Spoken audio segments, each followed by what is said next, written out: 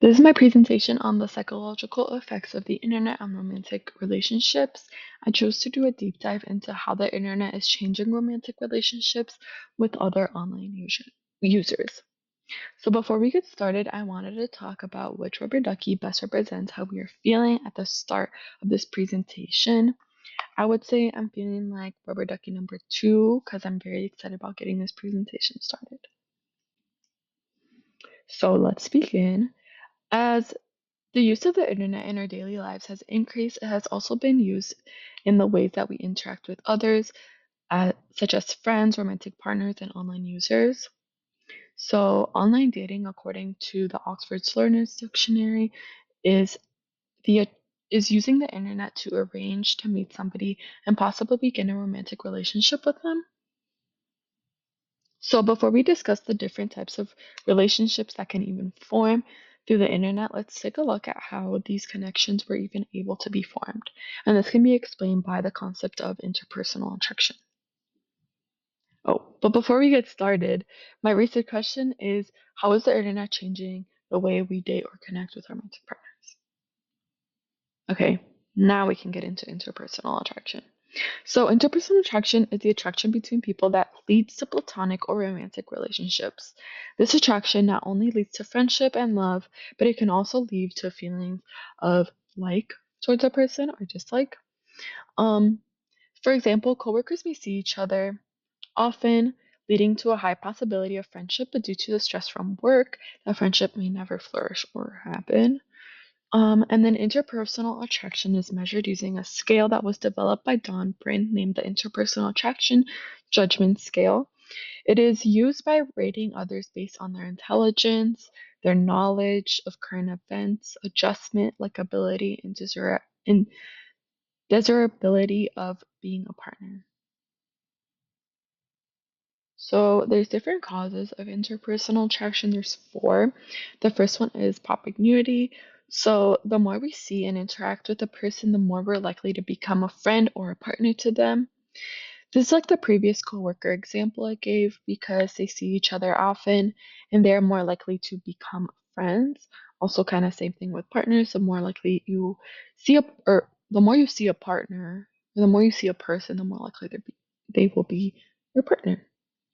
The second is mere exposure. The more we see someone, the more attracted and familiar they can become.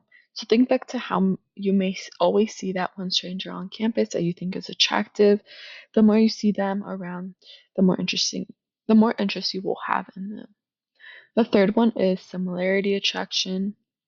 So this kind of just boils down to we like those who are similar to us. And the more points that match, the happier we are in a relationship. There's also different dimensions of attraction, such as physical appearance, what your partner looks like, their quality of voice, especially is found that if you like a person's voice, if you find it attractive, the more likely you will find them physically attractive as well. Another factor that goes into similar attraction is attitudes. This is important because a person's attitudes influence how much you respect them. For example, if you have two very different political beliefs, you probably won't find them attractive. And culture aspects are also important. Those include what religion you're in or ethnicity you are part of, and these factors, which are factors to a person's attraction for another person. So basically, the more similar we are to our partner, the less disagreements that we will have with them, um, leading to just a more satisfactory life. The fourth one is complementary. Those who complement our traits and behavior kind of give us a sense of self validation and security. This is because it makes us feel like we do not have to change ourselves. A small example of this is when your partner prefers to wash the dishes and you like to cook. This allows you both to not have to change your behaviors and chores because it kind of just works in your favor, so you don't have to change. So, digging a little deeper to interpersonal attraction, a study on the role of humor appreciation in interpersonal attraction, it's no joking matter, found that humor appreciation has a significant effect on perceived attraction. This form of appreciation may help a person overlook other attributes that they might not like in the person. So, in the study, even though participants agreed on 90% of the items asked, they didn't if they didn't laugh at their humor, they were not seen as attractive as a person who scored differently but laughed at their humor. So, this would kind of fall underneath similarity attraction because the other person finds the same things funny as you. Okay, so similarity or complementary. The Wikipedia source from Module 6 discussed how similarity and complementary are two different ideas that clash because how can you be the same but also different? So it was kind of just found that both similarity and complementary are successful because of the component of warmth that is found in the partner. It kind of just boils down to people just want a nice partner. Similarity and complementary may also be important at different stages in the relationship. It's just not about which one is better, it's just more about timing and context. So when you meet someone for the first time, you're going to notice the similarities that you have with one another because those really can help you grow closer. And then complementary, on the other hand, that kind of just happens with time by learning how to work with one another in a way that makes sense to each other. And then there was a study conducted called Do People Know What They Want? Similarity or Complementary Partner? Um, and it looked into if people preferred a partner who complements them or one that is similar to them. So, majority of people, 85.7, said that they wanted a complementary partner. But when they took the test on their desired partners, they chose personality traits that were similar, not complementary. So, what does this mean, you may ask? Although we may think we want a partner that is tall because we're short or good at cooking because we're not, having a partner that is similar to you based on your personality and life may be what ends up happening naturally in a relationship. And then the study also kind of got into gender differences and what things we were attracted to. The study discussed that women may prefer partners who are more conscientious, extroverted, and emotionally stable. It was found that these traits are ones that are good for long term partners to have, which is probably why most people want them. Okay, this is a graph from Data is Beautiful, and it shows how couples meet. This one is showing how couples met in the 1930s, and you can see it's mostly through family, friends, social settings.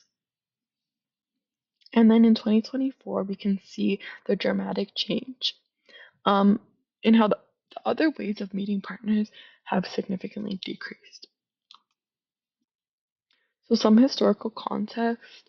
Um, there were personal ads in the newspaper, and where people would just post them because they were looking for a partner. So that was one way of how people dated. And then in the 1980s, there were video dating libraries that used VHS tapes, and these were kind of organized based on the person's traits. And then most popular before 2012 was meeting your partner through friends, as coworkers, in a bar, in school, in college, in church, or as neighbors. And then in 1983, couples began to start meeting online for the first time as the internet was introduced. And then the first online dating sites like Match.com or OkCupid were first introduced, and they used multiple choice questionnaires. These dating sites now use questionnaires to find out more about you. And then if you kind of look back to the 1980s, the questionnaire part is kind of similar in the way that it categorizes people based on their traits in order to find a partner more easily. And then in 2012, the internet became the most popular way to meet. So, online dating romance ideals. Prior to the Industrial Revolution, people married due to practical reasons because resources were low and they were limited. And then attraction and love was seen as anti practical. Um, it wasn't seen practical because people started marrying for love, and that's not how it was. Um, and then there's also this idea that you might see anyone in a city, that person might be the love of your life. Um, and this kind of goes back to the idea how romance is something that happens out of your control, which is much different from now, um, or what we think has changed. So, introduction to the internet. So it wasn't as easy as you may think it was. In the mid 2000s, online dating sites still had a bad reputation. There was moral panic. Moral panic has always been a part of using the internet for things that it wasn't used for in the past. We don't like change and fear the internet. There was also moral panic about people looking for sexual or romantic connections online, and it revolved around the idea that such connections were unreal and would disconnect from our relationships that were supposed to be more appropriate and meaningful. People did not even believe it was possible that our relationship could be formed um, through internet methods. And then most US adults are skeptical or unsure that dating algorithms can predict love. So users are still unsure if online dating sites will actually help them love, but as we can see, many still do. So, 3 in 10 US adults have ever used a dating site. 40 million unique There's 40 million unique American dating website users as of 2010. And then also as of 2020, there's nearly 70% of same-sex relationships began online, and 21% of people reported marrying or entering a committed relationship, um, meeting their partner online. And then 1 in 10 people in a relationship met their current partner through a dating site or app. So we can see how the internet is used for dating frequently. So let's take a look at how online dating is looking now.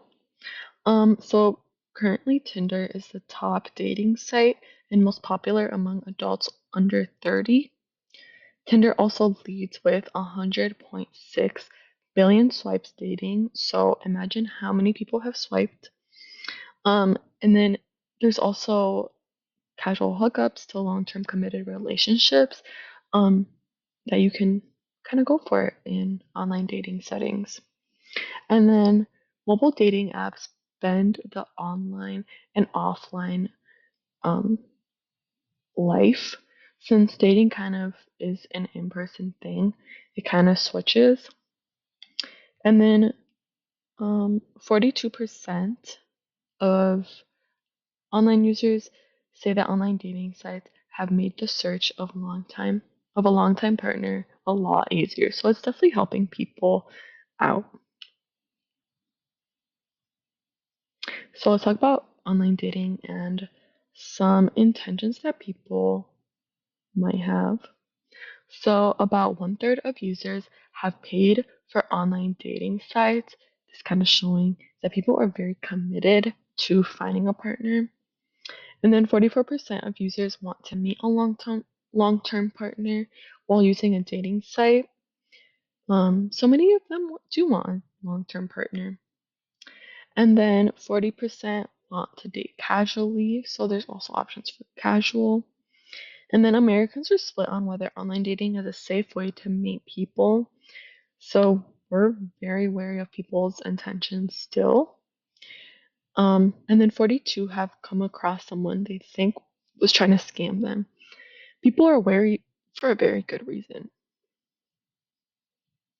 So let's dig a little deeper into one of the articles in the module, Online Dating Statistics You Should Know. So at 26, women have more online pursuers than men, where areas at 48, men have twice as many online pursuers as women.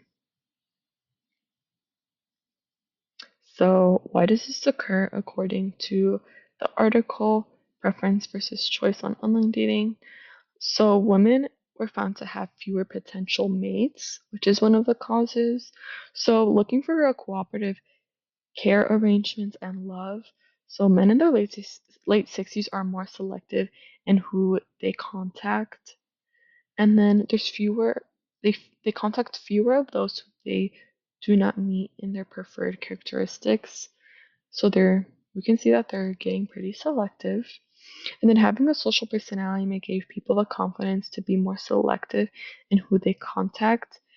Um, and this is kind of interesting because the reading kind of just talked about how men are more confident when they're older and women are more confident when they're younger. So that may explain some of the factors as to why there is that flip. So let's dig a little bit deeper into why online daters might enjoy niche dating sites or apps. So niche refers to has multiple definitions, so denoting or relating to products, services, or interests that appeal to to a small specialized section of the population, pertaining to or intended for a market niche, having specific appeal to a specialized market, to describe products that appeal to a small, limited, or specialized group. So, with farmers only, online dating sites such as OkCupid matched said that farm folks with city life folks just kind of didn't get it.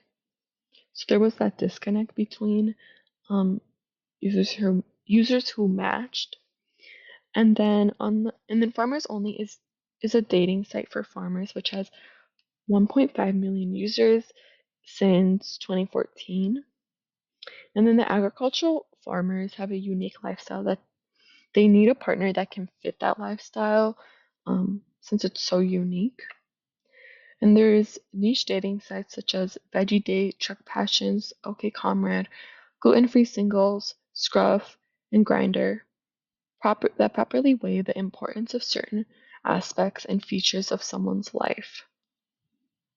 So, kind of going back to um, how those dating websites are too general, and we may need unique ones to kind of meet people's needs. And then Miller, the creator of Farmers Only, said opposites do attract, and a lot of times it's very fun, but you can waste a lot of time searching or dating someone opposite. So, though complementary attraction is possible, some people still prefer practicality in dating and are rather more attracted to similarity. So, why are niche dating sites so popular? So, a study on the role of social identity and self categorization in niche online dating kind of highlighted a few things. So, self concept, having higher expectations, trust, um, feeling of in group, and feeling good about ourselves are all factors into why they're so popular. So, niche website emphasizes a characteristic of a group of individuals that they share and associate with their self concept. This association is used by users to evaluate their potential attractiveness towards a person. And people using a niche dating site have higher expectations of relationship satisfaction and greater willingness to date a prospective partner. People think that their chance of finding a partner increases when they have a niche dating app, which allows them to be more open, and they may be more willing to explore more connections um, because they might have those preformed expectations. And then people are part of a group when using a niche dating site that categorize people into other niche online dating daters to perceive more trust in them and better cooperative behavior. So this kind of informs expectations on a romantic relationship since you guys share that identity. You guys probably are similar in different aspects, so you kind of know what to expect. This is good because other users are in-group members, and it makes us feel good about ourselves also. Um, Dating other people who are in this niche community because it reinforces in-group behaviors and attitudes. On the other hand, though, um, an article kind of discussing how um, older adult dating websites, they kind of came to these conclusions um, and kind of looked at the negative sides of niche dating or niche online sites. It can exploit the audience's desire for specialized services and uses the appearance of specialization as a recruitment tool. So, the niche aspect of the online dating app may be used to get more people on these sites, but it raises the questions of whether these dating sites actually specialize in the niche dating scene. And there's also a battle between staying niche and having enough users to deliver the niche options the site advertises. Oftentimes, sites may need to bend the rules of who can be part of the dating site and who can't, just because you do need um, a good amount of people active. Um, yeah. And then the site is niche, but you are then put into a large heterogeneous dating pool. And this kind of gives us um, a false impression of customization when really you are just in a group with other people who have the same niche lifestyle as you do. So, this was found looking at a study at niche targeting strategies in online dating industry for online adult niche dating sites, and they found that the components that were supposed to make the site more niche for older people were not included, and it seemed that the only niche thing was the fact that it was meant for older people. So, moving forward, online dating users are somewhat still divided over whether their experiences on these platforms have been negative or positive. So, in regards into niche dating sites can help people find someone that they trust and who they feel more authentic with in their life. But not all niche dating sites are built with equal quality and may not meet its audience niche expectations. Um, so then let's dig a little bit deeper into the more negative effects of online dating. Online dating users are somewhat divided over their experiences on platforms and if they're positive or negative. And 52 have come across someone who was trying to scam them. So we can see that there is mistrust and also there are some negative experiences with online dating. This is a great way to talk about interpersonal aggression on the internet, um, which can help us explain some of these negative experiences. So, interpersonal aggression. So, triggers include the person's perception and interpretation of others, their behavior, and the situation in which they are in. Instrumental aggression is counting material, loss, and rewards. This is more cold and calculated. An example of this would be putting poison in somebody's food. While hostile aggression is based on emotional response to a behavior or situation, it is a quick reaction and can be triggered in public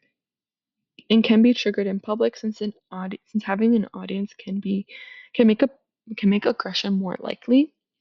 And then an example of hostile aggression would be pushing someone after they run into you. Um, and then there's personality differences. Those with lower self-esteem will normally act aggressive um towards other who are aggressive towards them. Um and then also narcissists are also the people who typically commit the aggression. And then for norms, norms can either promote or regulate aggressive behavior, but aggression only gets worse the more you feed into it. Um, and then there are different factors that can influence one's aggressive response. Emotions can make it difficult to act rationally, leading to increased aggression. Alcohol can alter a person's decisions and it diminishes concern for not being aggressive. So you're not thinking about containing yourself in your aggression. And people can alter people's decisions and it diminishes concern for not being aggressive. Individual differences, such as our abilities to regulate our emotions and willingness to avoid aggression. Some people just have a personality where they are avoiding aggression, and some people kind of like to confront it. So, how common are these interpersonal aggression experiences? And a study examining the extent of cyber experiences and its association with in person dating violence found that 73% of college students in a relationship have experienced some sort of cyber. This includes getting purposely ignored, demanding to know where their whereabouts, snooping through their phone, controlling who they could or could not contact, insults through text, and even threats. They also found that cyber is correlated to an increase in a person's aggression, to in person aggression. And then, kind of talking about, so continuing talking about that cyber aggression, um, a lot of women, 70 or 57% of women reported having experienced a form of harassment through dating applications, while men had 21% of the time, um, or 21% of men did. And then one of the most common forms of harassment is degrading comments. This is a hostile aggression since it has no end goal and it is driven by negative and inappropriately handled emotions. There's a pattern of male aggression towards women. The application users experience cyber stalking, such as getting repeatedly messaged after blocking or unfriending a person. There was an article by Sparks and Frisco. This article described a situation in which a girl, Chloe, was cyberstalked and then stalked in person. This can happen, but it is uncommon, but it still happens. Okay, so navigating dating online with bullies and trolls. So we can kind of analyze um, aggress or interpersonal aggression online by analyzing and discussing online bullies and trolls. So Bazalone's article, How to Stop the Bullies, highlights how it can be difficult for online bullying, which is a form of interpersonal aggression, to be stopped by the platforms we use. Websites can have rules on bullying, um, and many online dating sites do have rules about bullying, fake identities, and catfishing, harassment, but it is difficult to regulate this. Online dating users can report aggression, but it cannot be ensured that it is handled and resolved as it should be. Um, and then an online survey found that internet trolls are more likely to show signs of sadism. But this article highlights how behavior that like this has happened in the past, just in different forms. The aggression an online dating users experience is real, but the aggression they experience has been taken in different forms. Going back to the study that researched how dating college students increase cyber aggression, um, it is correlated with increased in person aggression because the internet was a way to build up that aggression. And for example, going back to Chloe's situation, who was mentioned in the study on casual online dating experiences, had experienced stalking that had started from cyberbullying and escalated. So online aggression is not separate from in person aggression. It just moves from online to in person context because we use the internet in our daily lives. And this is a quote from Grant. The internet doesn't turn people into trolls, it just makes their trolling more visible. So none of, nonetheless, this aggression is real and it is affecting people in real life. And it is still important to acknowledge this, but the internet does really highlight and make trolls more visible. And lastly, to wrap up, which Kermit Frog puppet best represents how I'm feeling right now? I would say I'm feeling like Kermit the Frog #1 because I am done with this presentation. I'm very happy. And these are my references. Thank you so much.